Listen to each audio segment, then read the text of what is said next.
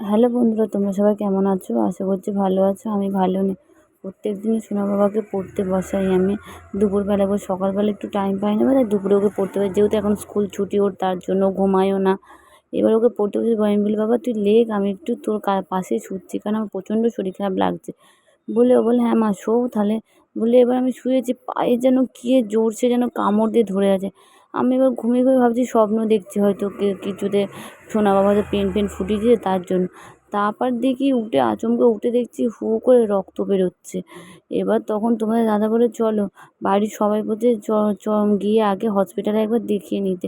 তাই বিদ্যাসাগরে এসেছিলাম, কিন্তু বিদ্যাসাগর বলছে যে ভর্তি করতে হবে, কারণ আমরা দেখতে পাইনি কী কামড়েছে তার জন্য। আমি তখন বলেছি, ঠিক আছে ডাক্তারবাবু, বাইরে থেকে একটু আলোচনা করে এসে ভর্তি হতে হবে। যেহেতু আমার ইএসআই কার্ড আছে, তাহলে বেকার আমি ইএসআইতে না গিয়ে আমি বিদ্যাসাগরে কেন ভর্তি হবো? তাহলে ভর্তি হতে হলে ওখানেই হবো।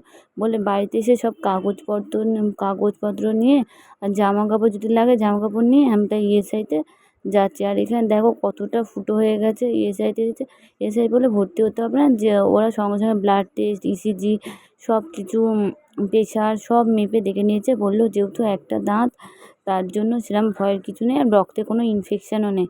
বললো তাহলে আপনি বাড়ি চলে যান, সেরকম যদি প্রবলেম হয় আবার আসবেন। আর এদিকে সোনা বাবা ভেবেছে আমাকে হসপিটালে ভর্তি করতে হবে বলে খুব কান্নাকাটি করছিল। তাই ও পড়তে এসেছে, ওখানে ওর সাথে দেখা করে বাড়ি যাচ্ছি।